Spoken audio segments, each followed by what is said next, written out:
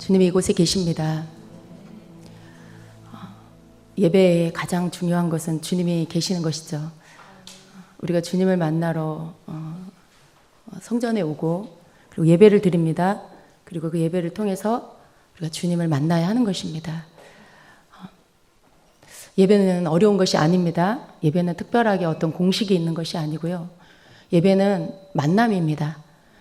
주님과 우리가 만나는 시간입니다. 가장 거룩하시고 가장 진실하신 그 주님 앞에 우리 또한 가장 진실한 모습으로 그리고 주님을 만남으로 인해서 우리가 거룩해지는 그 시간으로 우리가 예배를 준비해야 합니다. 예배를 맞이해야 합니다. 우리 마음이 새로움으로 예배를 들어갈 때에 우리가 하나님 앞에 드리는 그 기도는 주님, 저는 죄인입니다. 주님 오셔서 이 시간에도 나를 씻어주시고 그 보혈로 나를 덮어주시고 그 거룩한 기름 부음으로 나를 덮어주시옵소서. 주님 오늘 저를 만나주시고 좀 저를 새롭게 해주시옵소서. 이것이 우리의 기도가 되어야 합니다. 예배는 문을 여는 것입니다. 예배는 우리 심령의 문을 여는 것이고 또 그것을 통해서 하늘의 문을 여는 것입니다. 하늘의 문을 여는 것은 하나님께서 우리에게 일방적으로 해주시는 것이 아니라 우리가 이 땅에서 드리는 예배를 통해 기도를 통해 우리의 중심을 올려드리는 것을 통해서 하늘의 문이 열리는 것입니다. 그래서 하늘의 문은 우리가 여는 것입니다. 하나님이 일방적으로 열어주시는 것이 아니라 우리가 하늘 문을 열릴 만한 합당한 그 중심 그리고 그 믿음의 고백이 드려질 때에 하나님께서 하늘의 문을 열어주십니다. 그래서 우리는 하늘의 문을 여는 것이 그렇게 어려운 것이 아니라 우리의 가장 진실한 모습으로 주님 앞에 겸손한 모습으로 나아가서 주님을 간절히 원하는 그 중심을 올려드릴 때 그것이 하늘문을 여는 열쇠가 됩니다.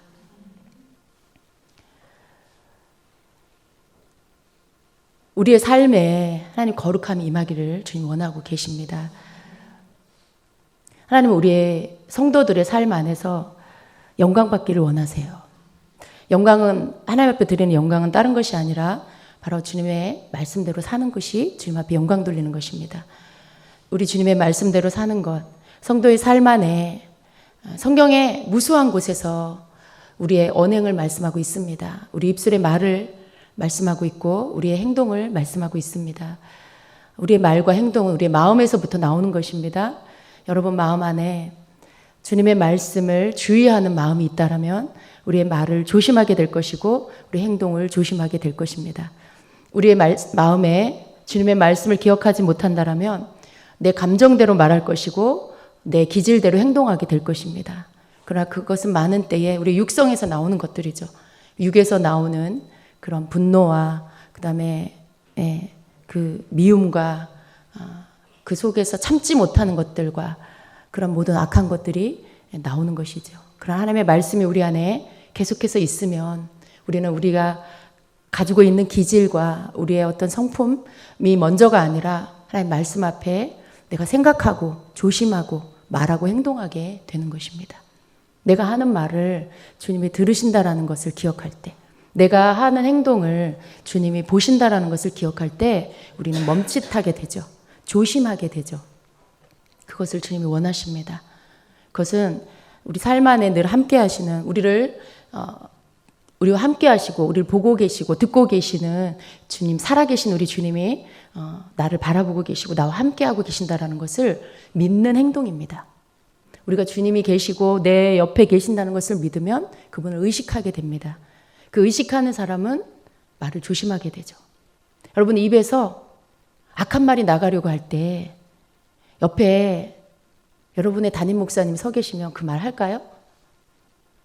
그런 악한 말, 상스러운 말, 그런 어떤 상처 주는 말, 저주스러운 말, 여러분 그런 말이 옆에 담임 목사님 서 계시면 여러분 그 말 안 하게 되죠. 입을 탁 막게 되겠죠. 담임 목사님이 아니라 하나님께서 계십니다. 여러분 옆에 하나님께서 계시는 거예요. 성령 하나님께서 여러분과 함께 계십니다. 그런데 그분이 옆에 계시는데 여러분이 남을 비방하고 저주하고 상처 주고 악한 말로 쏟아낸다라면 그건 다른 말로 나는 내 옆에 하나님이 계신 것을 믿지 않습니다. 라는 말과 똑같은 거죠. 그분이 옆에 계시는 것을 우리가 믿을 때 우리는 입에서 말이 나오려고 할 때 내 손이 내 입을 가리게 될 것입니다. 내 행동이, 내 팔이 내 행동을 멈추게 만들 것입니다. 주님은 우리에게 그것을 원하세요. 마지막 때를 살아가는 성도가 거룩함을 잃어버리면 다 잃어버리는 것입니다. 악한 영, 이 시대에 가장 강력한 악한 영이 힘을 얻게 하는 것, 그것은 사람들 가운데 있는 거짓입니다. 거짓으로 인해 악한 영은 더 힘을 얻고 이 시대를 휘적거리고 있어요. 이 때를 살아가고 있는 모든 사람들을 자기 마음대로 휘적거리고 있습니다. 그것은 이 시대가 거짓이라는 것으로 문을 열어주었기 때문에, 이 시대가 진실하지 못한 것으로 인해 문을 열어주었기 때문에 마음껏 합법적으로 악한 영은 이 시대를 쥐락펴락합니다. 그런데 믿는 성도는 그 흐름이 아니라 거룩함으로 그들을 막아서야 합니다. 성도들의 삶 안에 악한 영이 휘적거리지 못하도록 할 수 있는 것, 이 마지막 때에 가장 강력한 무기가 되는 것은 바로 거룩입니다. 사단이 여러분을 걸지 못하도록, 사단이 여러분에게 합법적으로 내가 이러한 잘못을 했기 때문에 당연히 그 영역을 사단에게 빼앗기고 사단의 종이 돼버리는 것, 죄의 종이 돼버리는 것, 이것을 여러분이 허용하지 않는다라면 마귀는 여러분의 삶에 틈타지 못할 것입니다. 여러분의 삶을 무너뜨리지 못할 것입니다. 그러나 거룩을 잃어버리면 마귀에게 문을 열어주고 우리 삶에 마귀가 들어와서 마음대로 짓밟아 놓도록 그렇게 문을 열어주는 꼴이 되기 때문에 거기에 여러분이 그 문을 다시 닫는 방법은 하나밖에 없어요. 악한 영이 들어온 문으로 악한 영을 쫓아내고 그 문을 닫는 방법은 하나밖에 없어요. 여러분이 죄에서 돌이키고 죄악된 행동들을 끊어버리고 하나님 앞에 회개하고 돌이켜 다시 거룩한 삶을 사는 것입니다. 그것밖에 없습니다. 하나님께서 성도가 거룩하게 살기를 원하십니다. 그것은 우리를 위한 것입니다. 마지막 때를 살아가는 성도에게 하나님이 주시는 그 은혜, 그것은 하나님 말씀을 깨닫는 것이고 깨닫고 회개하고 돌이킬 수 있는 것, 이것이 은혜입니다. 하나님이 성도에게 주시는 이 은혜가 여러분이 찾는 그 은혜와 다르다면 여러분이 받으려고 하는 그 은혜와 다를 수도 있어요. 그러나 여러분 다시 우리는 깨달아야 합니다. 가장 큰 은혜는 하나님이 나를 고쳐주시는 것, 하나님이 나를 다시 회복시켜 주시는 것, 처음 그 마음으로 회복할 수 있도록 해주시는 것, 내가 가고 있는 이 길이 어떤 길인지를 보여주시고 그리고 주님이 원하시는 그 자리에 나를 데려다 놓으시는 것, 이것이 가장 큰 은혜입니다. 여러분, 우리 안에 하나님의 은혜가 있으면 다 되찾을 수 있어요. 잃어버린 것들을 다 되찾을 수 있습니다.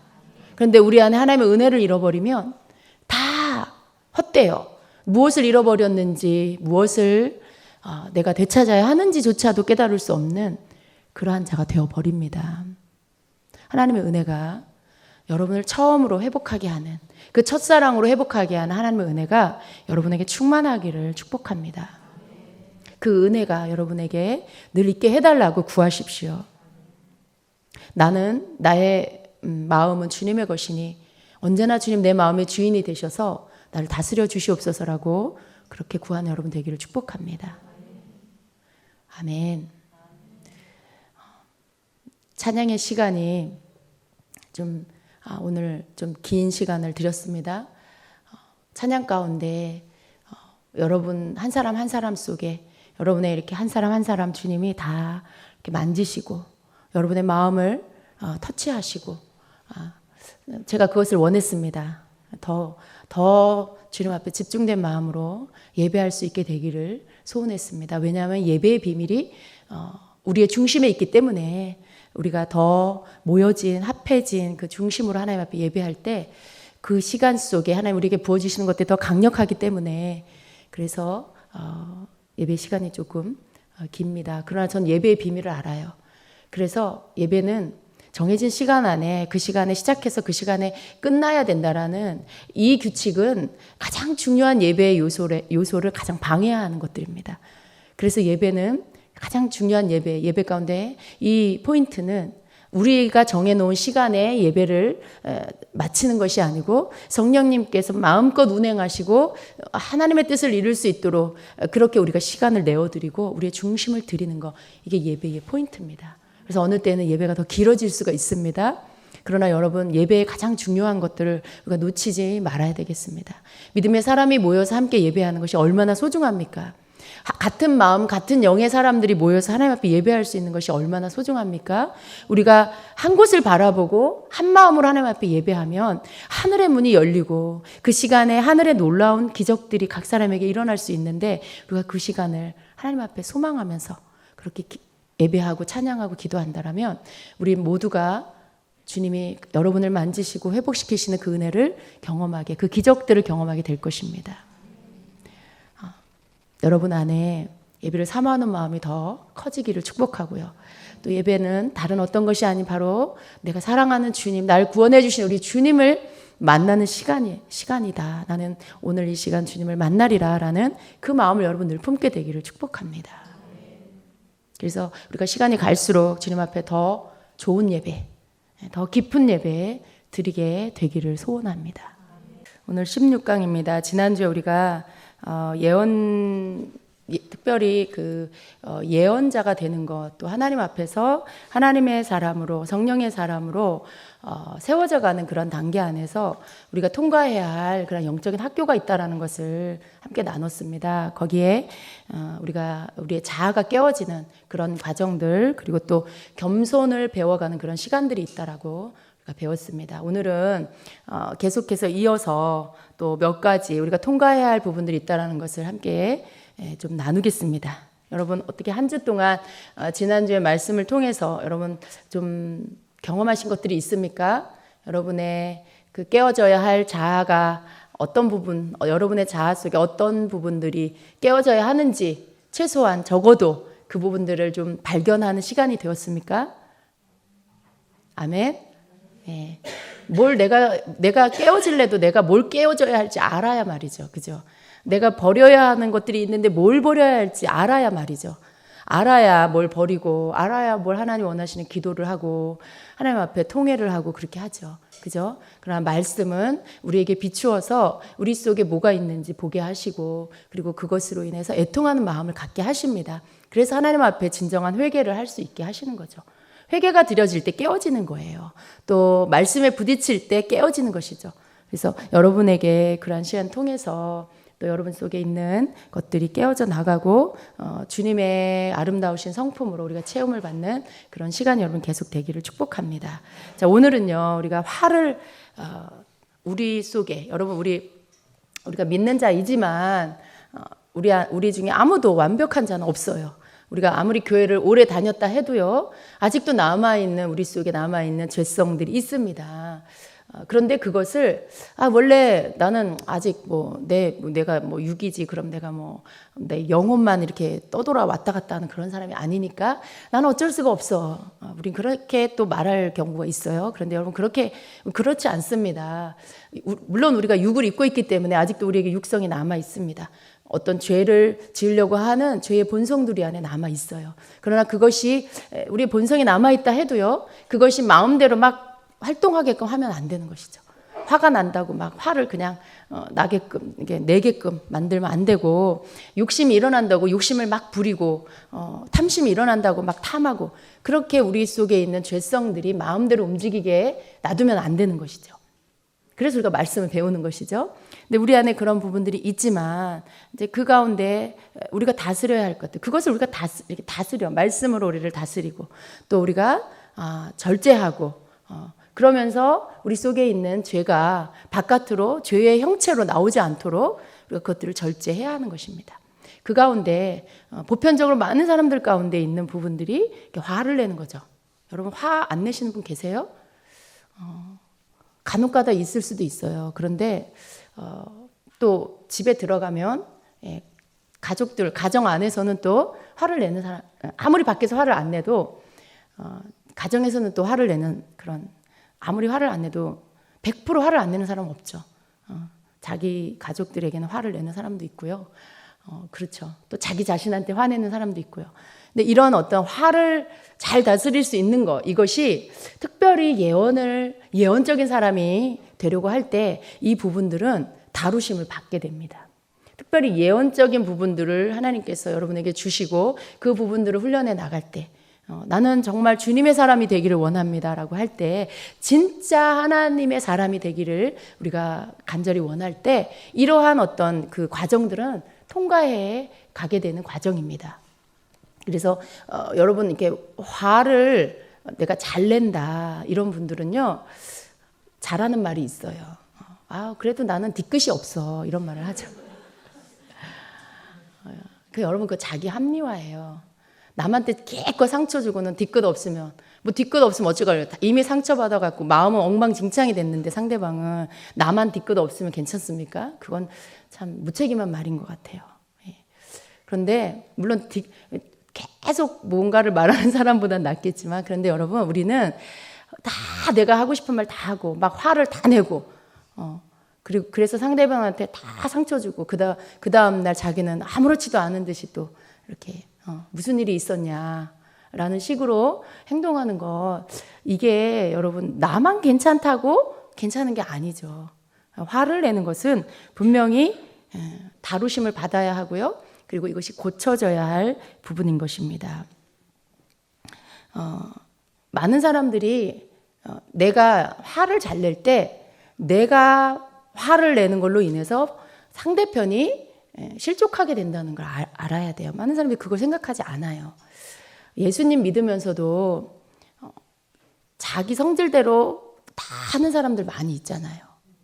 그렇죠? 여러분 그런 주변에 여러분 그런 사람 있습니까?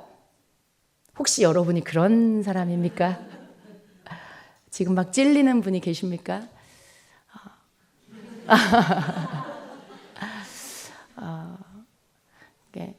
그런 모습들이 하나님 앞에서 하나님이 보실 때 그래 너 괜찮아 너 원래 성질이 그렇잖아 그러실 것 같죠? 안 그러세요. 고치기를 원하십니다. 근데 이 화를 잘 내는 거 왜 그래요? 오래 이게 참지를 못하는 거죠. 참지를 못해서 화를 내는 거죠. 내가 누군가를 이렇게 실족하게 하는 거 그런 부분들 여러분이 던지는 그러한 화가 나서 던지는 그 말이 상대편한테는 비수가 될 때도 있고요. 그 사람의 믿음을 떨어뜨리고 실족해 하는 것이 된다라는 거 그런 거 생각 안 하시죠? 여기 있는 분들은 화 별로 안 낼 것 같은데 사람은 또 얼굴만 보고는 몰라요. 집에 가봐야 돼. 그런데 그런 화를 이렇게 화를 내는 것에 내가 그냥 그 시간, 그때 그 감정에 내가 그것들을 절제하지 못하고 조절하지 못해서 쏟아내게 되는 것이 됩니다. 근데 그것이 내 안에서 처리가 돼야 돼요. 여러분, 이 화내는 거 주님이 분명히 다루어 주셔야 되고 여러분이 조명을 받아야 되고 그 원인이 뭔지 여러분이 알게 되셔야 됩니다. 물론 첫 번째 원인은요. 많은 경우에 이 혈통을 타고 내려오는 부모님에게로부터 받은 그런 기질들에서 많이 나타나요. 엄마나 아빠가 화를 잘 낸다. 그럼 그 자녀도 화를 잘 내더라고요. 그 급한 성격, 막 불같은 성격이다. 그러면 또 그 자녀도 그런 경우가 많이 있어요.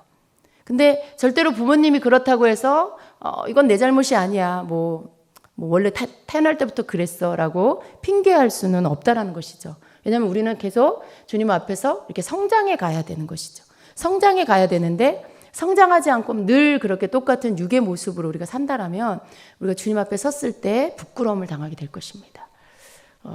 우리는요 성장을 해야 돼요. 왜냐하면 주님은 우리에게 생명을 주셨어요.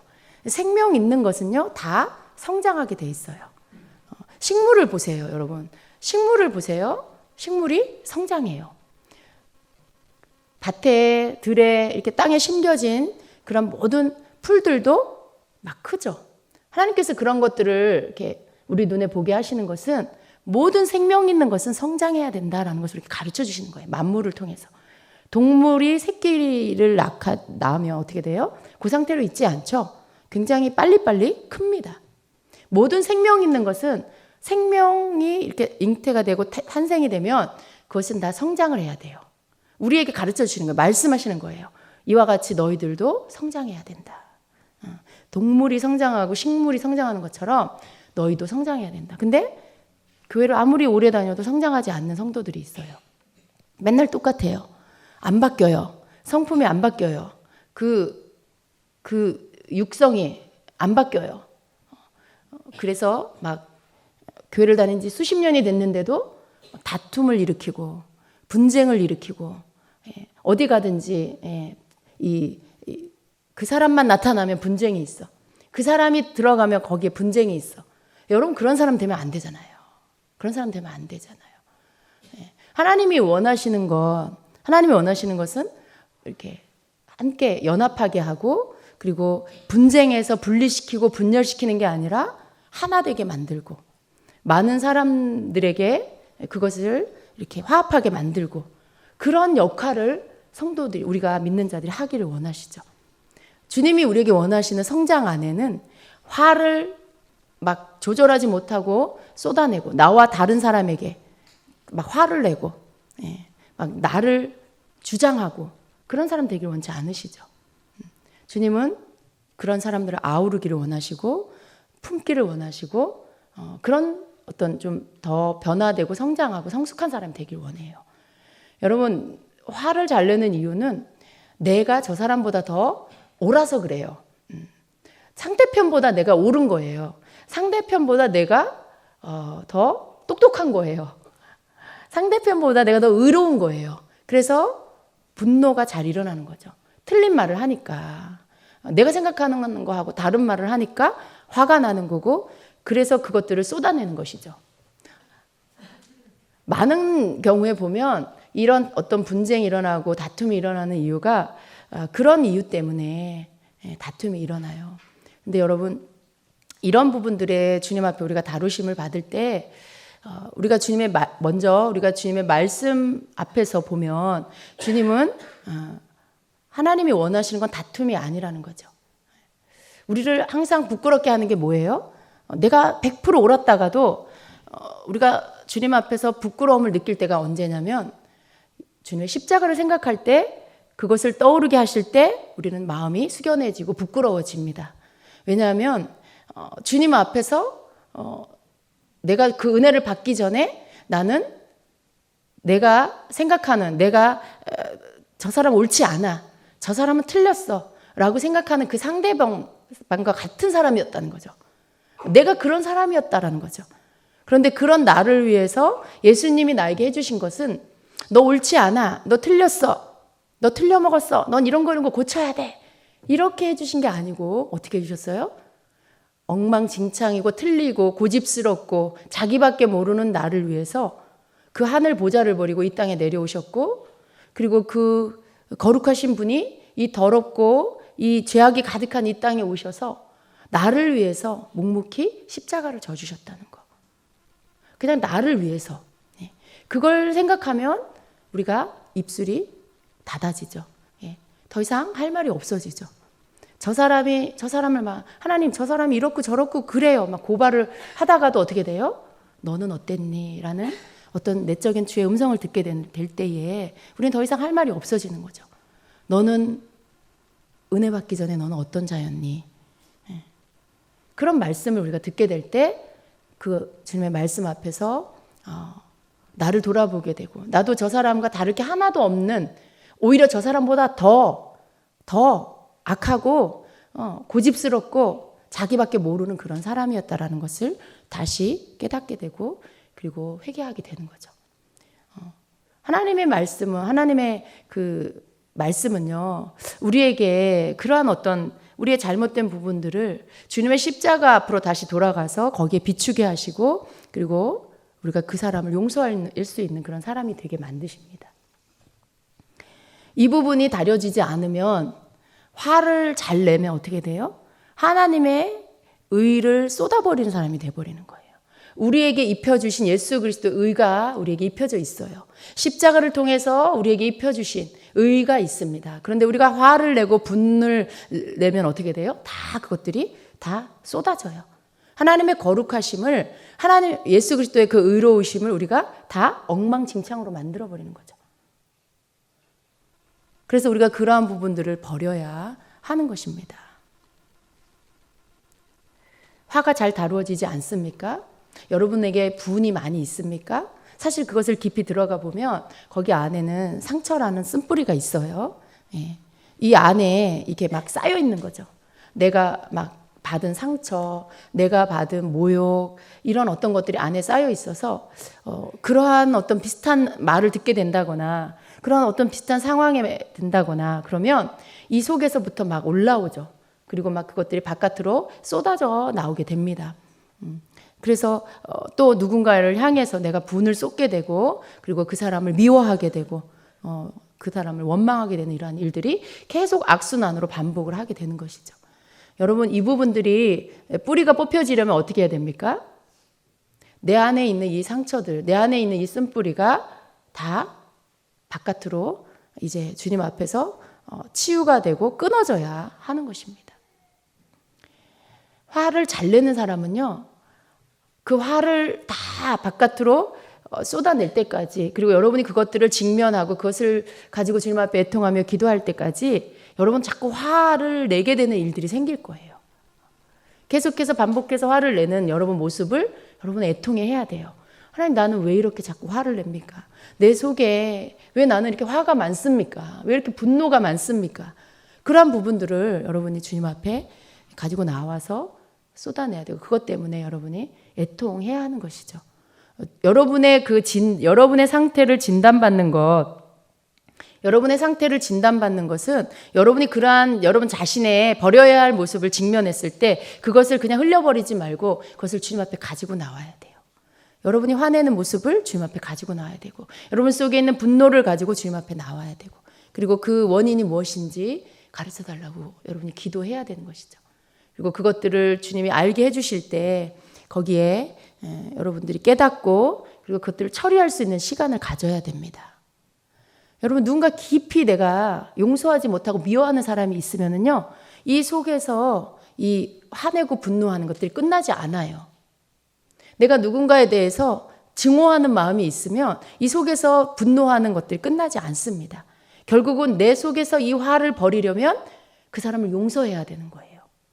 그 사람을 용서해야만 이 모든 것들이 더 이상 반응하지 않고 그리고 이제 잠잠하게 되는 것입니다.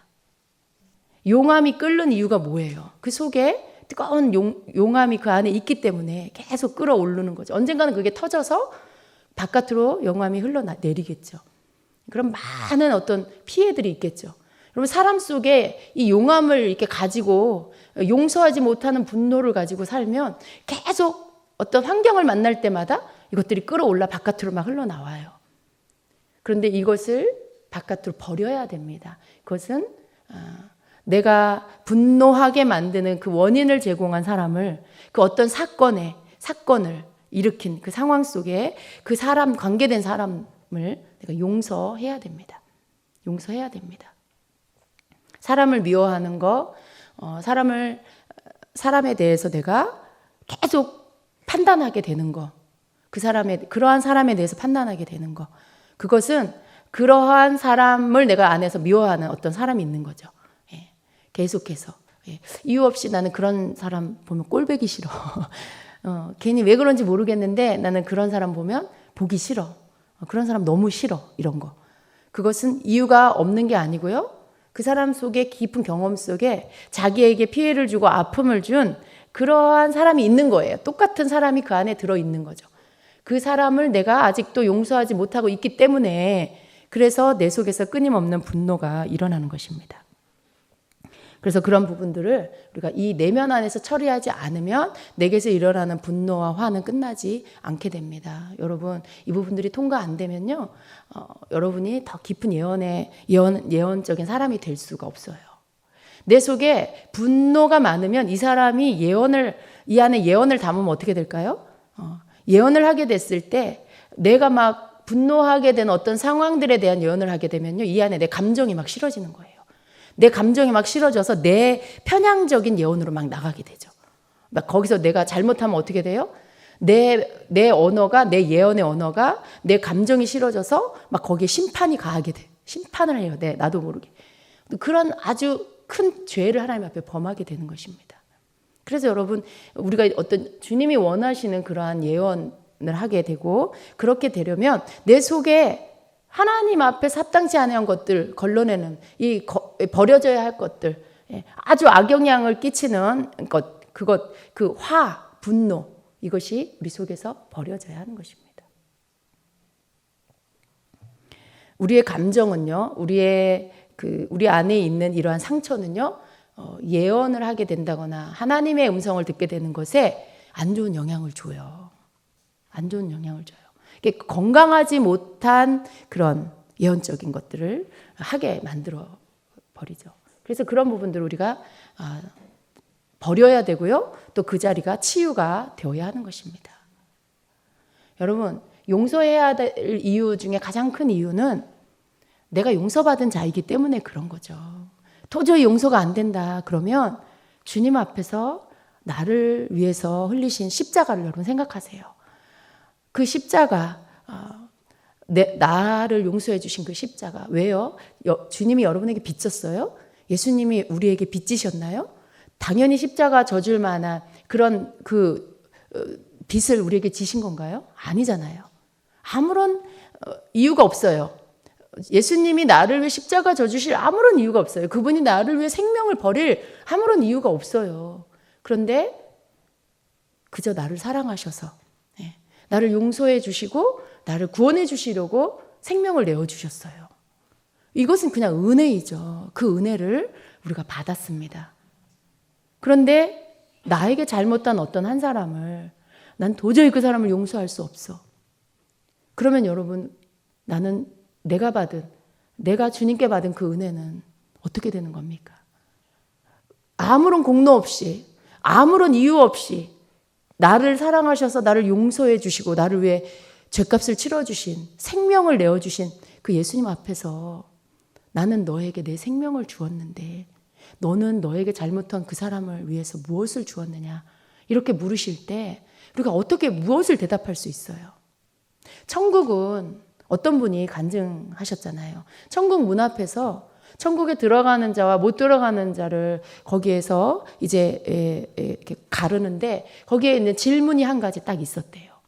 그것은 그 천국 문 앞에서 네가 이 땅에서 무엇을 하고 왔냐? 라고 물으시는 거죠. 사랑하는 법을 배웠습니다. 내가 이 땅에서 사랑하다가 왔습니다. 그 말을 하는 사람은 통과되고 그렇지 못한 사람은 들어가지 못하는, 어떤 분이 그걸 경험을 하셨대요. 여러분, 우리가 누군가를 사랑하는 거, 그것은 내가 사랑할 수 있는 사람만 사랑하는 게 아니고요. 나에게 피해를 주고 아픔을 주고 해를 끼친 사람도 내가 그를 용서함으로 그를 사랑할 수 있게 되어야 한다는 거죠. 그러니까 인생을 살면서 어떻게 내가 좋아서 사랑하는 사람만 만나겠어요. 사랑할 수 없는 사람도 우리는 만나게 되죠. 그런데 사랑하다가 왔습니다. 사랑하는 법을 배웠습니다. 그 대답은 내가 인생 가운데 만난 모든 사람들을 용서하고 사랑하게 됐다라는 것이죠.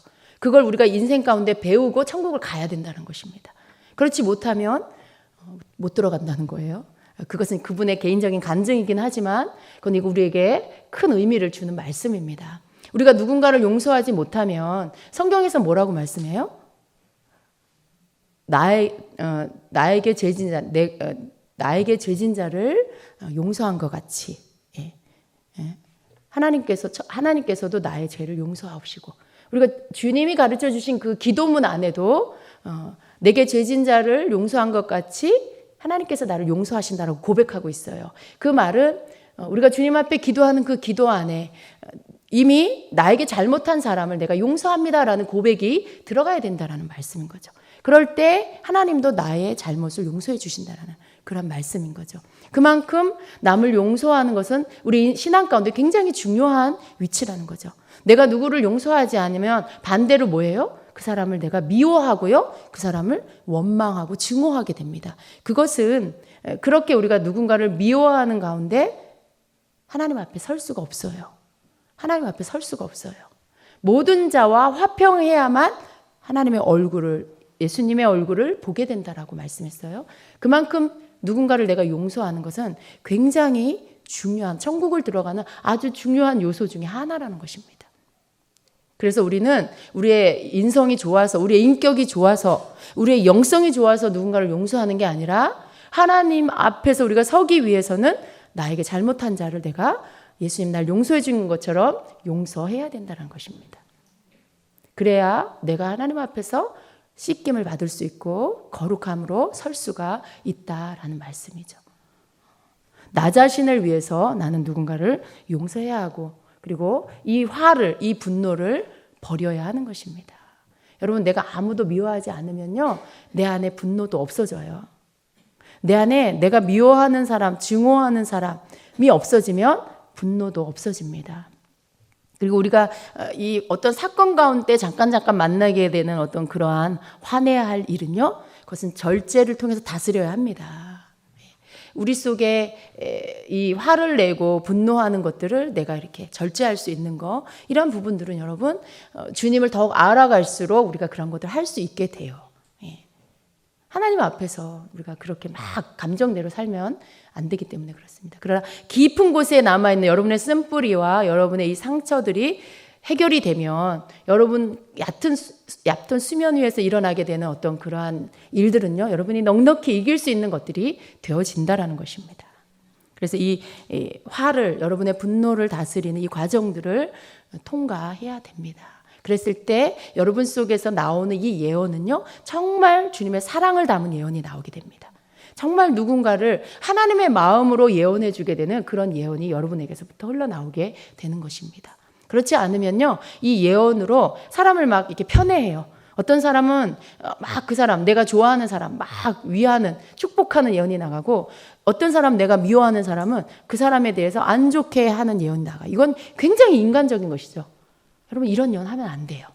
모든 사람에게 모든 영혼을 주님이 바라보시는 것처럼 바라보고 주님의 마음을 품고 그 사람에게 주님이 주시는 것들을 전해줄 수 있는 그런 예언이 돼야 됩니다. 그게 굉장히 중요한 거예요. 만약에 여러분이 그렇지 않다라면 예언하지 마세요. 여러분의 이런 마음이 감정에 의해서 움직여지는 것이다. 그럼 하나님의 음성 들어서 누군가에게 주는 거 하지 마세요. 여러분이 막 좋아하는 것, 싫어하는 것이 너무 뚜렷하다. 그러면 여러분 이런 어떤 예언적인 거 하지 마세요. 우리의 이러한 어떤 내가 좋아하는 내 성향, 여러분 사실은 이런 것들 우리가 정말 주님의 예언을 잘하려면요, 주님의 말씀을 받아서 잘 전하려면 내가 좋아하고 내가 싫어하는 거, 이게 아니고 내가 좋아하는 건 주님이 좋아하는 것이 돼야 되고요, 내가 싫어하는 것은 주님이 싫어하는 것이 돼야 돼요. 그러니까 주님이 나에게 맞추는 게 아니고 내가 주님께 맞춰야 한다는 것이죠. 아, 난 이런 사람은 싫고 이런 사람 좋아. 여러분, 그러한 것이 아니에요. 하나님은요, 좋아하고 싫어하는 영혼이 없어요. 모든 영혼을 다 사랑하십니다. 그런데 악한 사람은 어떻게 해요? 하나님이 싫어하시는 게 아니고요, 안타까워하시는 거예요. 그가 깨닫고 돌이키고 회개하고 주님께로 돌아와야 하는데 그걸 깨닫지 못하고 있으니까 어때요? 안타깝고 마음이 아프고 주님 마음 슬픈 거죠. 그를 미워하거나 그를 막 싫어하거나 증오하는 게 아니에요. 하나님 마음엔 그런 게 없어요. 미워함과 증오함과 싫어함이 하나님 마음에는 없어요. 하나님은 단지 영혼들을 바라보면서, 많은 이 사람들을 바라보면서 그들이 하나님을 알지 못하는 것 때문에 마음 아파하시고 슬퍼하고 계시는 거죠. 안타까워하고 계시는 거죠. 동일하게 하나님의 일을 하는 사람들은요, 하나님을 사랑하는 사람들은 그러한 마음을 품어야 합니다.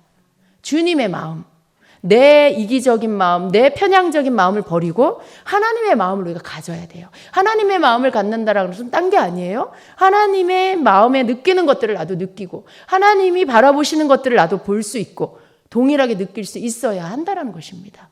그게 쉽지는 않지만요, 우리는 계속 추구해 나가야 돼요.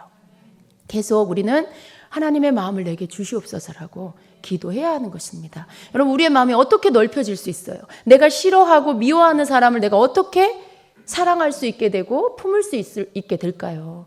그것은 내 힘과 능력으로 되지 않아요.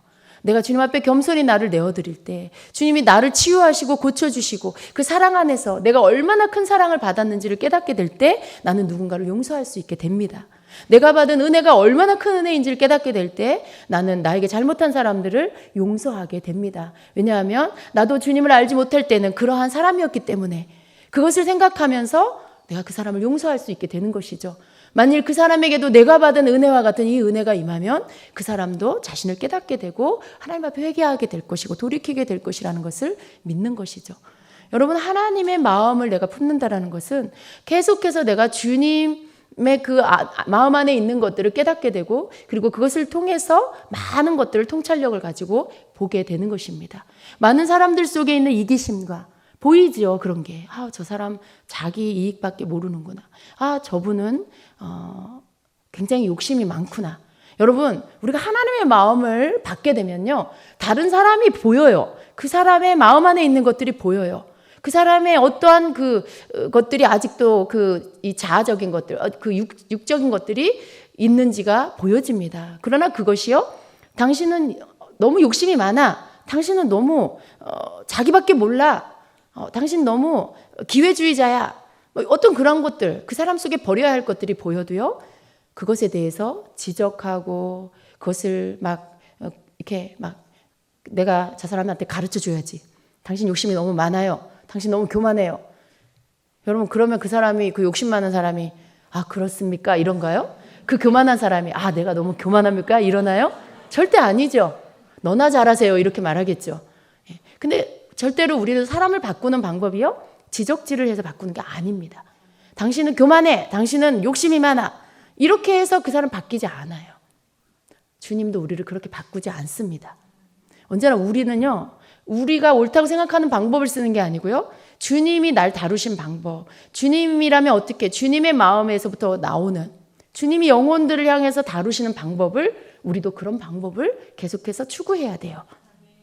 막 지적해서 막 판단해서 고치는 게 아니라 어떻게 합니까?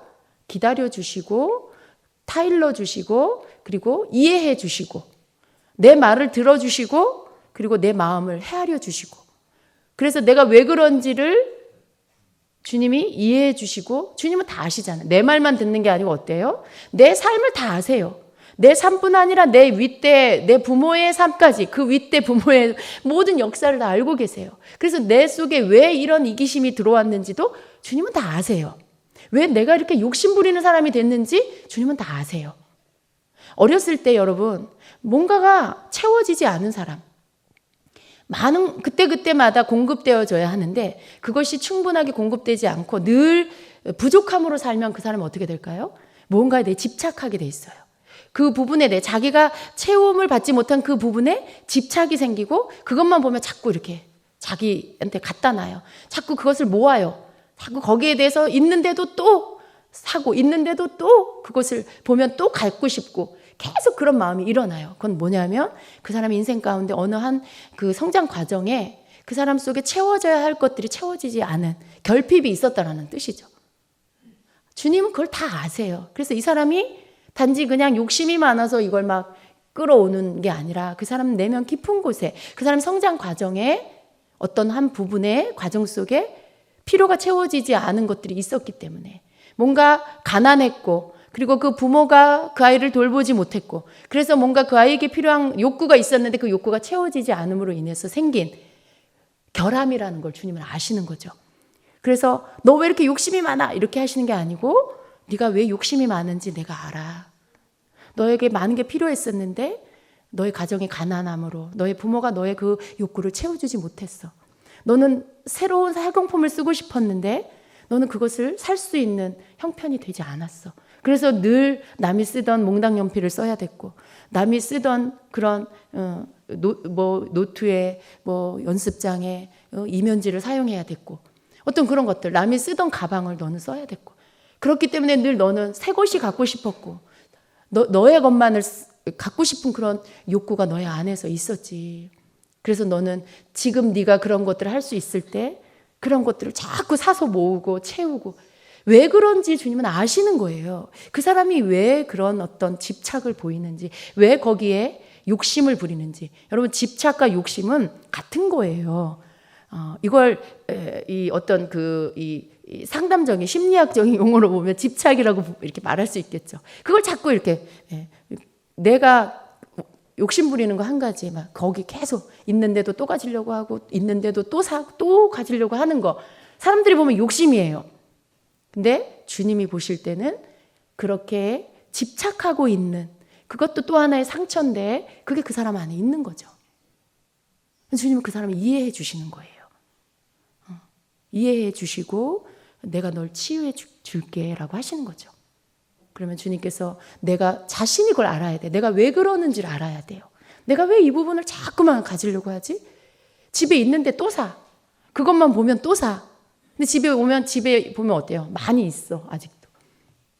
주님 그걸 이해. 내가 왜 그러지? 내가 왜 이 부분에 이렇게 집착하지? 여러분 그게 사람이 볼 때는 그건 참 잘못된 모습으로 보여요. 그런데 주님이 보실 때는 그 사람의 인생의 모든 부분을 다 아시기 때문에 주님 그걸 이해해 주시는 거예요. 그리고 그 부분이 치유가 필요하다는 걸 말씀해 주시는 거죠. 그래서 주님께서 그 사람을 고쳐주시는 것이에요. 우리가 가져야 될 마음은요, 주님이 나를 그렇게 치유해 주시고 또 다른 사람들을 그렇게 치유하신다는 걸 아셔야 돼요. 그래서 우리가 누군가에 대해서 그 사람의 잘못된 부분이 보여도 내가 읽어지는 그거, 내가 알고 있는 지식으로 그 사람을 고치려고 하고 그 사람을 내가 깨우쳐줘야지. 내가 그 사람한테 가르쳐줘야지. 내가 영분별력이 있으니까. 내게 분별력이 있으니까 그 사람한테 말해줘야지. 그거는 여러분 굉장히 잘못된 생각이에요. 그게 그 사람한테 좋은 쪽으로 영향을 주면 괜찮지만 많은 경우에 거기엔 부작용이 생겨요. 그런 모습들이 보일 때 때로는 우리는요 그냥 그 사람을 이해해 줘야 돼요. 그걸 바로 보인다고 해서 지적하고 말해주고 고치려고 하는 게 아니라 그 사람의 그런 부분들을 이해해 주고 그리고 조금씩 그 사람에게 주님의 마음을 가지고 다가갈 수 있는 시간이 필요하고요.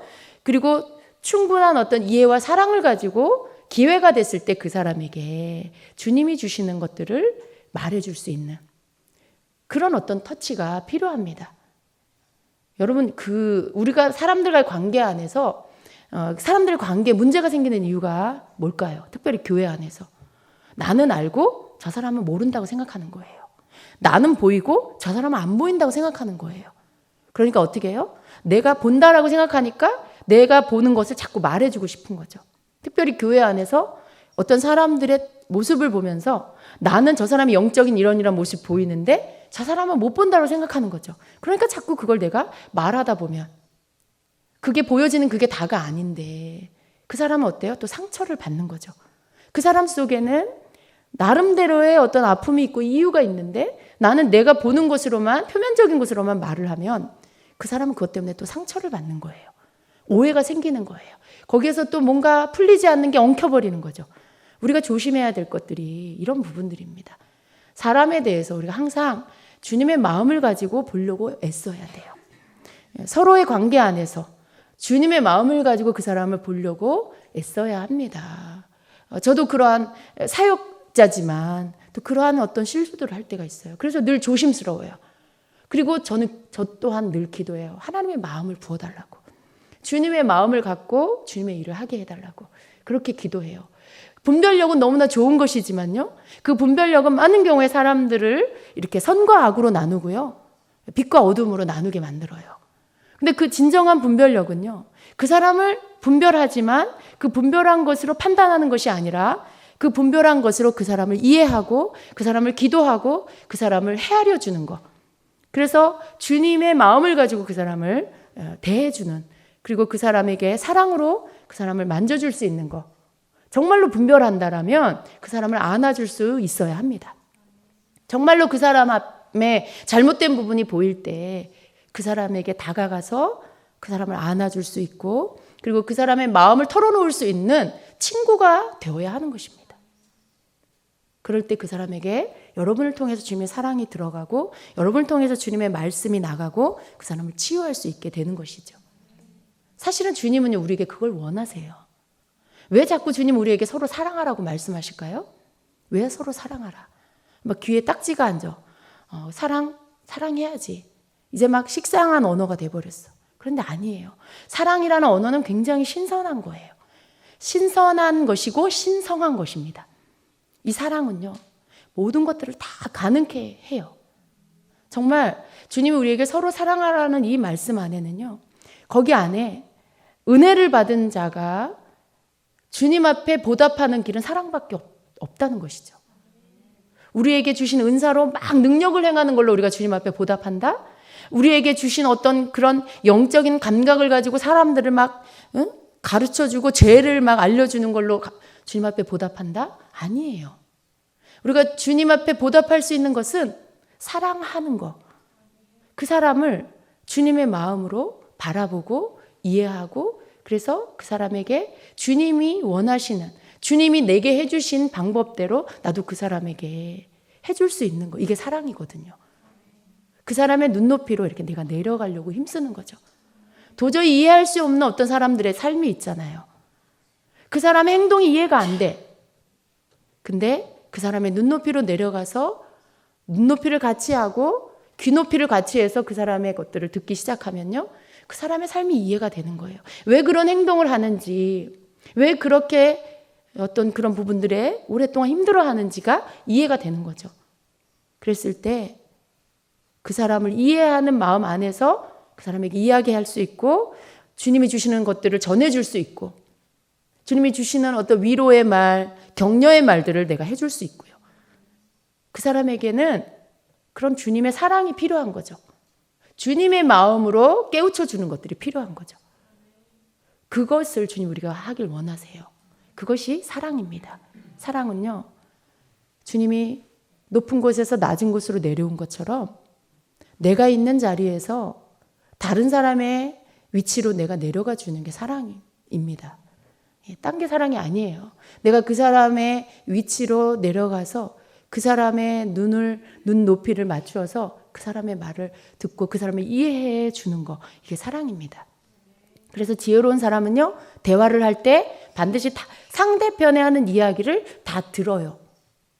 일단 들어주고요. 그리고 나서 그 사람이 왜 그런 생각을 했고 왜 그런 말을 했고 왜 그런 행동을 했는지를 듣고 나서 이해하고 나서 그 다음에 말하는 사람이 지혜로운 사람입니다. 우리가 제일 잘 실수하는 게 뭐예요? 사람이 말하고 있는데 급한 마음에 나도 막 말을 해. 말을 하고 있는데 내 감정에 못 이겨서 내가 막 그 말을 끊고 내 말을 해. 그러면 여러분 여기 소통이 안 돼요.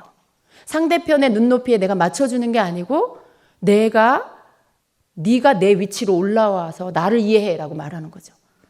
거긴 소통이 없어요. 거긴 사랑이 없어요. 그럼 우리가 이렇게 사랑으로 관계 안에서 풀어가려면 들어주고 그 사람이 왜 그랬는지를 듣고 거기에 잘못한 것도 있겠죠. 그러나 잘못하지 않은 것, 왜 잘못한 행동을 했는지가 그 안에 다 답이 들어있을 때가 많이 있어요. 거기에 대해서 내가 내 입장을, 내 의견을 이야기할 때 서로 이해가 되고 소통이 돼서 서로 용서할 수 있게 되는 것이죠. 풀어질 수가 있게 되는 것이죠. 아주 기본적인 사랑. 다른 사람을 이해하고 받아들여주고 기다려주는 거. 대화를 할 때도 기다려주는 거. 이런 것들이 우리 안에서 보편적으로 성도 안에서 교회 안에서 다 있어야 돼요. 성도의 삶 안에서. 그럴 때 주님이 우리 안에서 운행하시고 역사하시는 것들. 그 대화 속에서 사랑을 기본으로 소통하는 가운데 서로 풀어지고 이해되는 것들. 성령이 운행하시면서 그런 관계들을 만들어 주시는 거죠. 여러분 우리는 이런 아주 작은 것에도 실수하고 그래서 작은 일을 크게 만들 때가 얼마나 많이 있습니까? 그런데 거기 안에 없는 것이 뭐냐면 바로 사랑하고 이해하려는 마음이 없기 때문에 저 사람을 내가 이해하려고 하는 마음이 없기 때문에 그런 실수들을 우리가 하게 됩니다. 성도의 삶 안에 우리가 주님 앞에 서기 전에 이 사랑이라는 것을 완성해야 돼요. 사랑으로 사는 법들을 더 배워야 되고요. 남을 사랑하는 것, 나를 용서하고 다른 사람을 용서하는 것이 뭔지를 우리는 더 배워가야 합니다. 많은 가정이 깨어지죠. 네. 처음엔 서로 사랑했어요. 그런데 살다 보니까 서로 미워하게 되고 증오하게 되고 한 집에서 도저히 살 수 없는 관계가 되고 그리고 가정이 깨어지죠. 여러분, 주님께서 그 가정을 주시는 이유는요, 우리에게 다른 사람을 사랑하는 법을 가르쳐주기 위해서 가정을 만들어 주십니다. 그래서 내가 이성적인 어떤 사랑을 가지고 서로 사랑하게 되고 그 사랑의 절정에 결혼을 하게 되는 거죠. 그렇게 해서 가정이 시작되지 않으면 그 삶 안에서, 그 가정 안에서 많은 그 삶 속에서 일어나게 되는 다툼 속에 그 모든 다툼을 이겨내기가 너무 어려운 것이죠. 결국 주님께서 그 가정을 만들어 주시고 그 가정 공동체 안에서 사랑하는 법을 가르쳐 주시기 위해서 한 가정 안에서 살게 하세요.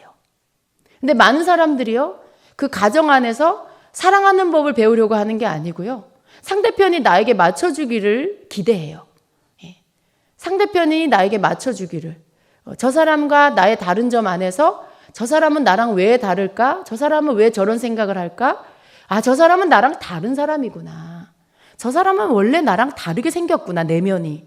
이런 부분들을 이해하면서 그 사람을, 이해라는 것을 통해서 그 사람을 사랑하는 법을 배워가려고 하지 않고요, 자꾸만 상대편을 나에게 맞추려고 해. 자꾸만 상대편을 나의 스타일로 만들려고 해. 내가 생각하는 것처럼 생각하게 만들려고 하고, 내가 좋아하는 취향대로 그 사람을 만들려고 하고. 그러니까 어떻게 돼요? 그 사람이 그렇게 됩니까? 수십 년을 자기 스타일로 살았고 몸에 배어있고 그렇게 태어났고 그런 어떠한 것들이 형성되어 있는 사람이 그 결혼을 했다고 그 남편이, 그 아내가 그렇게 바꾸려고 한다고 해서 그 사람이 바뀔까요? 절대로 사람을 그렇게 바꾸려고 할 때는 그 가정은 깨어질 수밖에 없어요. 그러나 그 가정을 통해서 배워야 할 거, 알아야 할 건 뭐냐면, 내 남편은 나와 다른 사람이구나. 내 아내는 나와는 다른 사람이구나. 이걸 여러분이 빨리 터득하셔야 되는 거예요. 그리고 무엇이 다른지를 이제 찾아내셔야 되죠. 나와 다른 점이 무엇인지를 찾아내셔서 그 다른 점을 자꾸만 같은 점으로 만들려고 하지 마시고 그냥 존중해주고 인정해 주셔야 돼요. 그 다른 점을 존중해주고 인정해주는 거. 쉬울 것 같죠? 되게 어려워요, 여러분. 되게 어려워요. 화가 나요, 막. 이렇게 다른 점을 부딪힐 때마다 막 화가 나요. 예. 근데 저 사람이 나와 다른 걸 이해하고요. 그리고 그 사람의 장점이 뭔지 단점이 뭔지를 빨리 파악하셔야 돼요. 그리고 단점에 대한 부분들을 여러분이 고치려고 막 애쓰지 마시고요. 장점을 인정하시고 부각시키세요. 왜? 그 장점은요, 여러분에게 없는 거예요. 대부분. 그 부부관계 안에서 상대편이 가진 장점은 나에게 없는 게 그 사람의 장점 안에 있어요. 그리고 단점도 서로 달라요. 상대편의 단점이 상대편이 못하는 게 그 상대편 안에 있어요. 그래서 상대편은 그러한 점을 나의 장점으로 보는 것이죠. 이게 여러분 서로 관계 안에서, 부부간의 관계 안에서 이게 서로 인정이 돼야 돼요. 그리고 존중이 돼야 됩니다. 그렇게 될 때 부부간의 관계 안에 서로 다른 두 사람이 만나서 사이좋게 살아갈 수가 있어요. 하나로 만들려고 애쓰지 마세요. 물론 부부는 하나지만 다른 두 사람이 만나서 서로를 인정하고 서로를 존중할 때 이게 하나가 되는 거지, 한 사람이 없어지고 어느 한 사람의 색깔만 딱 만들어져서 하나가 되는 게 아닙니다. 절대로. 그건 불가능해요. 그래서 서로의 다른 점을 인정하고 그리고 그것을 존중하고 맞춰가는 게 가정입니다. 여러분의 가정은 어떻습니까? 여러분의 삶의 스타일과 남편이 다르다고 해서 끊임없이 여러분의 것들을 주장하면서 남편을 고치려고 하지 마세요. 남편이 원하는 삶의 스타일에 끊임없이 아내를 거기다가 맞추려고 하지 마세요. 서로 다른 부분들을 어느 정도 인정하면서 맞춰가실 때 다툼은 절반 이상으로 줄어들게 될 것입니다. 사랑하는 법을 가정에서부터 배우지 않으면 여러분 밖에서 하나님이 진정으로 원하는 사랑할 수 없어요. 나에게 가장 훈련의 도구로 주신 가정 안에서 내 배우자를 통해서 내가 사랑하는 법을 터득하지 못했는데 내가 어떻게 밖에 나가서 진정으로 진심으로 주님의 마음으로 다른 사람을 사랑할 수가 있겠어요? 사랑하는 척은 할 수 있겠죠. 친절한 척, 잘해주는, 그냥 한 번, 두 번 잘해주는 거, 그냥 어떤 때 좋은 때 잘해주는 거 할 수 있어요. 조금 내가 있는 걸로 도와주고 그런 거 할 수 있어요. 그러나 여러분, 주님이 원하는 진정한 사랑은 못합니다. 내가 기분 안 좋고 내가 우울할 때 다른 사람 안 보이는 거예요. 사랑 못해요. 내가 지치고 힘들 때 사람들 돌아볼 수 없어요. 그러나 가정 안에서 사랑을 배운 사람은요, 밖에 나가도 영혼이 보여요. 사람들의 영혼이 보여요. 그 사람이 보이는 게 그 사람의 영혼이 보이고 그 사람의 그 마음을 정말 적어도 여러분 마음 안에서는 그 사람들을 사랑할 수 있는 사람, 헤아리고 이해하는 마음이 생기는 거죠. 근데 가정에서 이게 안 되면요, 밖에 나가도 나와 다른 사람, 나랑 부딪히는 사람 다 내 남편처럼 보이는 거예요. 내가 미워하는 그 왼수 같은 남편같이 보이는 거죠. 그 왼수 같은 아내같이 느껴지는 거죠. 그러니까 싫은 거예요. 미운 거죠. 그래서 밖에 나가도 진짜 주님이 원하는 사랑을 할 수 없게 됩니다. 가정 안에서 이 부분들을 여러분 사랑하는 법을 배우면 밖에 나가서도 나와 다른 사람, 나와 성향이 다르고 의견이 다르고 기질이 다른 사람도 살펴보게 돼요. 저 사람은 나랑 되게 다르네? 저 사람은 어떤 사람일까? 여러분 조금만 살피면요, 조금만 우리가 주위에서 사람을 살피면 그 사람이 헤아려져요. 이해가 돼요. 그런 부분들을 통해서 다양한 사람들을 사랑할 수 있는 사람이 됩니다. 그게 주님이 원하시는 거예요. 그래서 사랑하는 법을 배우는 훈련 장소로 여러분에게 가정을 주신 건데 그걸 못하니까 어떻게 해요? 가정이 다 깨져요. 도저히 같이 못 사니까 너는 너 스타일대로 살아. 나는 내 스타일대로 살게. 그렇게 되는 거죠. 처음부터 여러분 병든 사람하고 결혼한 거 아니잖아요. 그죠? 여러분 남편 처음부터 그렇게 성격 이상하고 그렇게 중독에 빠져 있고 그렇게 병든 사람이었어요? 처음부터 여러분 아내가 그렇게 막 어떤 잘못된 이상한 성격 파탄자 같은 그런 여자였어요? 그렇게 막 이기적이고 정신이 이상한 그런 여자였나요? 아니잖아요. 지극히 정상적인 사람하고 여러분 결혼하지 않았나요? 그죠? 왜 말이 없으세요? 지극히 정상적인 사람하고 사랑해서 여러분 그렇게 어쨌든 만나서 좋아서 결혼한 거 맞죠? 그죠? 대답을 해보세요. 그래요, 안 그래요? 그렇죠. 근데 살다 보니까 어떻게 됐어요? 남편이 병들고 남편이 중독에 빠졌고 남편이 막 폭력자가 됐고 처음에는 안 그랬잖아요. 살다 보니까 어떻게 됐어요? 아내가 무슨 송곳 날카로운 면도칼이 됐고 말만 하면 쏘아붙이고 상처 주고 쇼핑 중독자가 됐고 나가서 친구들만 만나고 가정을 돌아보지 않고 처음부터 그런 여자 아니었잖아요. 근데 살다 보니까 그렇게 됐어요. 누구 책임이에요? 상대방 책임이에요. 나 때문에 배우자가 그렇게 된 거예요. 왜냐하면 처음엔 그런 사람 아니었으니까. 나 때문에 상대편이 그렇게 된 거예요. 하나님께서 그 배우자를 주신 이유는 너를 위해서 종처럼 부려라. 너를 위해서 너를 섬기고 맞추는 사람으로 내가 너에게 붙여준다. 그게 아니고요. 주님을 어떻게 섬기는지 가르쳐주기 위해서 내가 이 사람을 너에게 붙인다. 영혼을 사랑하는 것이 어떤 건지 너에게 알게 해주려고 너에게 훈련시켜 주려고 내가 이 사람을 너에게 붙인다라고 하시는 거죠. 근데 그걸 모르고 나에게 맞추고 내 방법대로 하려고 하니까 어떻게 해요? 상대편이 병들어요. 둘 중에 기가 더 센 사람은 병이 안 들고 둘 중에 기가 좀 약한 사람이 병들어요. 정신적으로, 심적으로, 육체적으로. 왜냐하면 너무 힘드니까. 그나마 좀 센 사람은 어때요? 자기 주장이라도 말하고 큰 소리라도 내고 자기 마음대로 힘센 사람이 뭔가를 끌고 나가죠. 그러니까 좀 덜 병들어요. 그러나 그 사람도 건강하진 않아요. 왜냐하면 마음에 평안이 없으니까. 주님이 붙여주신 이유가 사실은 내가 정말 영혼을 사랑할 줄 아는 사람을 만들어 주시려고, 내가 정말 더 많은 사람들을 주님의 마음으로 사랑할 줄 아는, 진정한 사랑을 할 줄 아는 사람이 되게 하시려고 여러분의 배우자를 붙여주셨다는 것입니다. 특별히 믿지 않는 배우자를 처음부터 만나서 결혼한 사람들은요, 이 부분에서 더 큰 무게감이 있어요. 왜냐하면 믿음 없는 상태에서 시작했기 때문에. 그래서 사랑하는 것은 가정을 제껴두고 밖에 나와서 혹은 교회에서만 사랑하면 된다. 그건 아니에요, 여러분. 주님이 우리에게 진정으로 원하시는 사랑은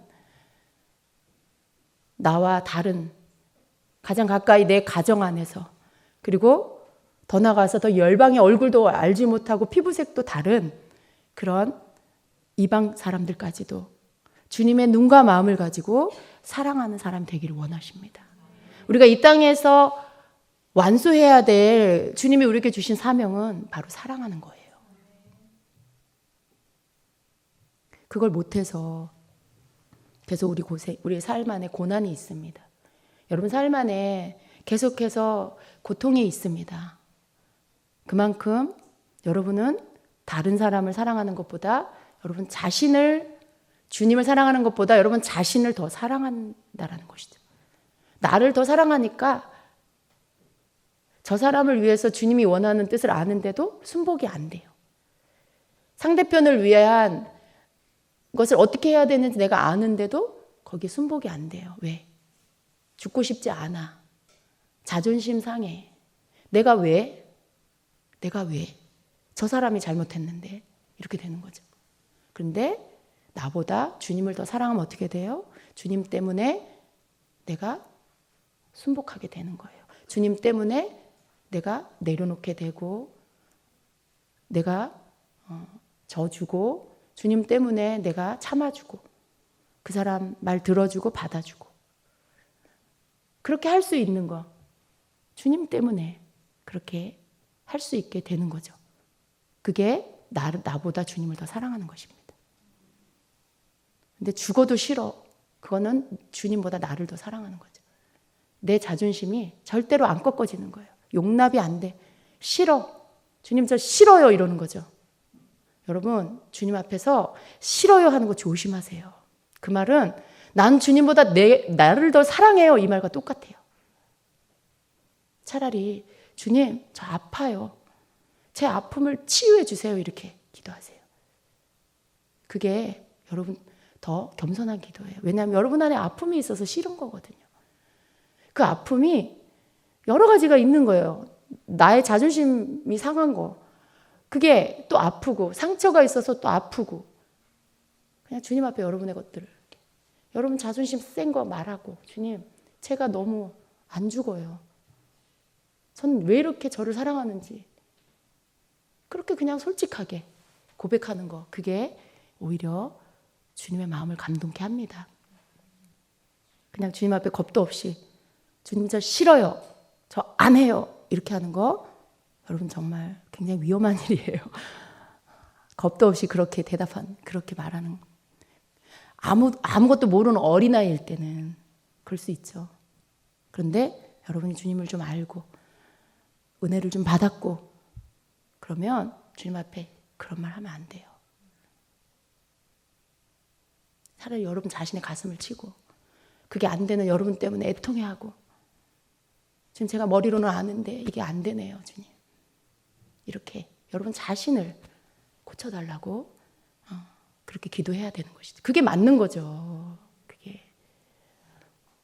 그럴 때 주님의 긍휼이 그 사람에게 임하게 될 것입니다. 그리고 주님의 치유하심과 회복하심이 그 사람에게 임하게 될 것입니다. 그래서 우리는 아무리 내가 옳아 보이고 내가 잘한 것 같아도요, 절대로 주님 앞에 교만하면 안 돼요. 절대로 주님 앞에 내가 이렇게 했는데, 내가 이렇게 했는데 그런 말 하면 안 되고요. 그저 주님의 긍휼을 구하면서 겸손하게 주님 앞에 엎드릴 수 있어야 됩니다. 그래도 주님 다 아세요. 누가 잘못했고 잘했는지 다 아세요. 주님이 다 아시는데 그걸 내 입으로 막 내가 이렇게 했고요. 내가 이렇게 했는데 내가 이렇게 했는데 주님, 여러분이 그렇게 안 해도 주님이 다 아세요. 그럴 때 주님께서 공의로 여러분의 삶에 그 모든 것들을 바르게 잡아주실 것입니다. 여러분의 그러한 겸손이 가정을 살리고 여러분하고 함께 결혼한 배우자를 살리고 여러분의 자녀들을 건강하게 하고 여러분의 가정을 고쳐주시는 거예요. 누군가가 죽어야 되잖아요. 여러분 가정 살리려면 누군가가 예수님 우리 살리기 위해 십자가 죽으신 것처럼 여러분 가정 살리려면 누군가 죽어야 되잖아요. 은혜를 더 받은 여러분이 죽으셔요.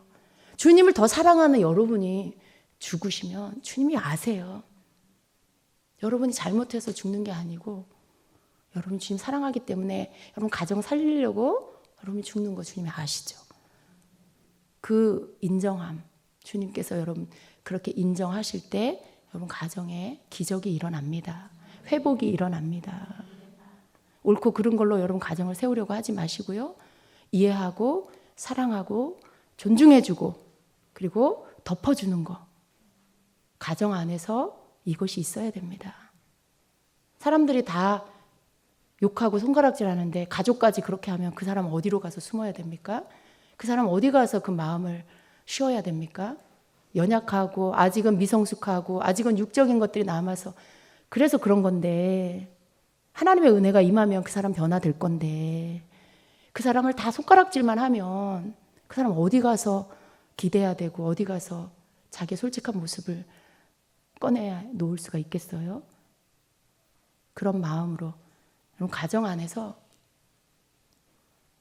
그 사람이 옳아서가 아니라 주님 때문에 이해해주고 들어주고 그리고 그 사람의 연약함을 그 사람의 아직은 그 미성숙함을 존중해주고 이해해주고 기다려주고 그렇게 될 때 주님께서 네가 사랑이 뭔지 아는구나라고 그렇게 말씀해 주실 겁니다.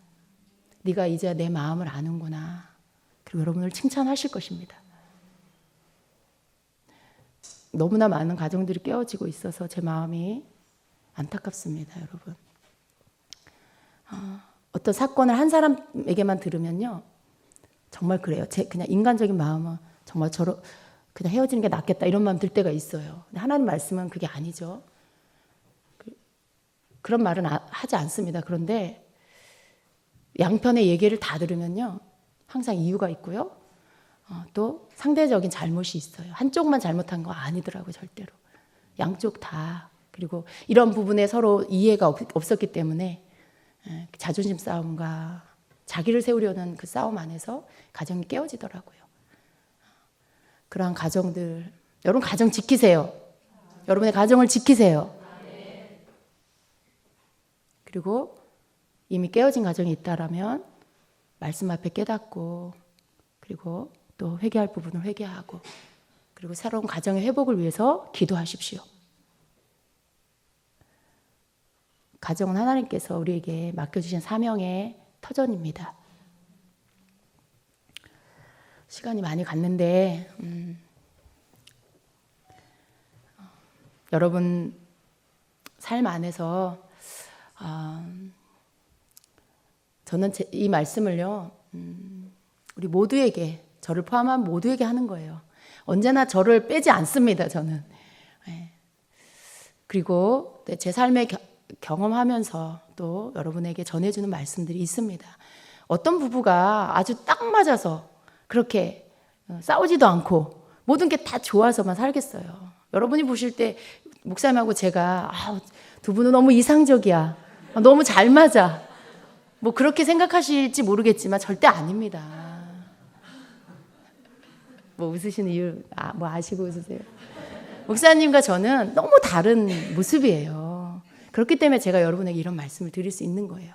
만약에 그렇지 않다면 제가 무슨 자격으로 여러분한테 이런 말씀을 드리겠어요? 너무나 다른 두 사람이 만나서 가정을 이루고 훈련받고 그리고 함께 동역하며 하나님 일을 합니다. 하나님이 원하시는 건 다른 두 사람이 만나서 하나가 되고 주님의 목적을 위해서 살기를 원하세요. 그걸 우리가 완수해야 되는 것이죠. 목사님하고 저는 너무 달라요. 벌써 보세요. 너무 다르잖아요. 네, 모든 게 달라요. 외모는 뭐 당연히 다른 거지만 이 내적인 부분도요. 너무 달라요. 달라도 너무 달라요. 그래서 그런데 이러한 부분들을요. 제가 다 경험했어요. 왜 내 남편은 나랑 다를까? 왜 날 이해해 주지 않을까? 왜 내가 느끼는 걸 왜 내 남편은 못 느낄까? 왜 나 같은 이런 마음이 아닐까? 뭐 이런 거. 이런 것들이 너무 많았어요. 그래서 늘 그것 때문에 저는 힘들고 마음이 상하고 그랬죠. 그런 시간들을 오랫동안 보냈어요. 그리고 분명히 그냥 한 말인데 상처받고 또 어떤 부분에서 서로 부딪히니까 또 상처받고 그런 시간들을 정말 오래 보냈어요. 아, 내가 결혼을 잘못했나? 뭐 이런 생각들. 우리는 왜 안 하겠어요? 목사님도 아마 하고 저도 아마 했을 거예요. 저도 하고 목사님도 했을 거예요. 근데 그런 생각들을 다 지나면서 하나님이 저에게 가르쳐 주신 게 그거예요. 서로가 다르다는 걸 인정하라는 거죠. 너랑 안 맞는 게 아니라 너랑 다른 거다. 그리고 처음부터 달랐다. 다른 두 사람을 내가 만나게 했다. 라고 하시는 거죠. 너는 왜 네 남편을 너한테만 맞추려고 하느냐라는 거죠. 그리고 어떤 강의 안에서 그걸 들었어요. 이렇게 여자는 비유를 하자면 여자의 내면은 그 드럼 세탁기처럼 이렇게 모든 게 한 통 안에 다 들어간대요. 모든 이런 느끼는 것들, 생각하는 것들 이게요. 가정의 가족들이나 다른 사람들이나 모든 게 한 통 안에 다 들어가서 막 돌아간대요.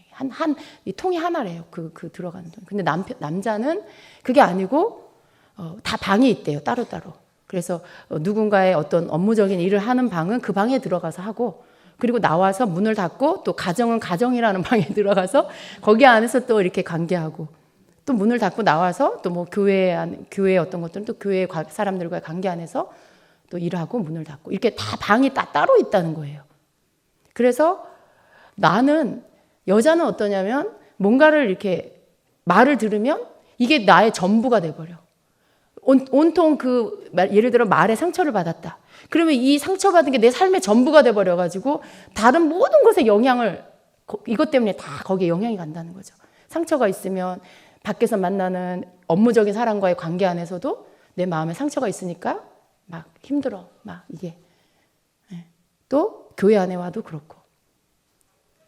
이게 여자는 막 이 영향을 다 받는다는 거예요. 어떤 한 일이 내 정신세계, 내 영적 세계 이거에 다 영향을 준다는 거죠. 근데 남자는 그렇지 않대요. 그건 그 사람과의 그 일이고 다른 일을 다 그냥 잘 한대요. 이렇게. 근데 그러고 보니까 정말 그래요. 남자들은. 뭐 상처받은 거 집에서 부부싸움 했다고 뭐 회사 가서 일을 못하거나 그러지 않는 거죠. 자기 업무에 뭐 그것 때문에 막 치명적인 방해를 받는다거나 그러지 않는 거죠. 그냥 자기 일 잘 하는 거죠. 그러니까 항상 뭐예요? 나만 힘든 것 같고 나만 상처받는 것 같고 그런데 그게 이 사람이 나빠서 저렇게 어떻게 인정머리가 없고 어떻게 저렇게 매정할까? 어떻게 이런 일을 하고 이렇게 사람 마음을 상하게 해놓고 저렇게 아무렇지도 않게 일을 할까? 여자들은 그런 것 때문에 분노하잖아요. 화가 나잖아요. 근데 내면의 구조가 그렇게 다르대요. 남자와 여자를 하나님 다르게 만드셨대요. 그걸 듣고 나서는요. 제가 너무나 남편이 이해가 되는 거예요. 저는 많은 경우에 섭섭한 게 뭐냐면 나는 이렇게 힘든데 당신은 왜 이렇게 멀쩡해? 그게 너무 막 속상한 거였어요. 나를 이렇게 힘들게 해놓고는 당신은 왜 이렇게 아무렇지도 않아? 멀쩡하게 어떻게 그런 일을 하고 아무렇지도 않게 그렇게 업무를 보고 일을 해. 저는 그게 막 이해가 안 되는 거였어요. 그런데 그게 내 남편의 문제가 아니고 하나님께서 창조할 때 모든 남자와 여자를 그렇게 다르게 만드셨다라는 것을 알게 되고 나서는 그때서부터는 인정이 되는 거였어요. 아, 그렇구나. 나하고 다르구나. 하나님 그렇게 만드셨구나. 그걸 알고 나서는 그 사람이 나를 약올리는 게 아니고 그 사람이 나를 무시하는 게 아니라 그냥 그렇게 하나님 만드셨기 때문에 다른 구조 안에서 살기 때문에 그렇구나라는 것들을 이해하고 나니까요. 다른 게 이해가 되는 거예요. 서로 다른 게 이해가 돼요. 그래서 내가 느끼는 걸 남편이 못 느낀다고 해서 화나지 않고요. 또 내가 이렇게 생각하는데 남편이 그렇게 생각하지 않는 거에 대해서 분노하지 않아요. 내가 이런 부분을 좋아하는데 남편은 그걸 안 좋아하는 거에 대해서 별로 그렇게 섭섭하지 않아요. 그냥 다른 거예요, 여러분. 이 다른 거를 이해하는 게 여러분에게 모든 걸 풀어지게 할 수 있어요. 거기에 적용할 때 많은 게 이해가 돼요. 그거 다르죠? 창조 때부터 다르죠? 거기다가 살아온 환경이 달라요. 다른 부모님 밑에서 다른 교육을 받고 살았어요. 중요시하는 게 서로 달라요. 그럼 모든 다른 존재 두 사람이기 때문에 그렇다는 거죠. 그래서 여러분, 주님이 원하시는 가정으로 만들어 가시기 위해서 힘쓰십시오. 그래 여러분 서로 다투고 화내봤자 여러분만 손해잖아요. 여러분 가정에 어려움이 있고 힘들고 분위기 안 좋고 애들 불안해하고. 근데 우리는 그런 것들을 이제는 하지 말아야 되겠습니다. 그게 또 하나님 앞에 순종하는 거예요. 하나님 앞에 사명 감당하는 것입니다. 아멘.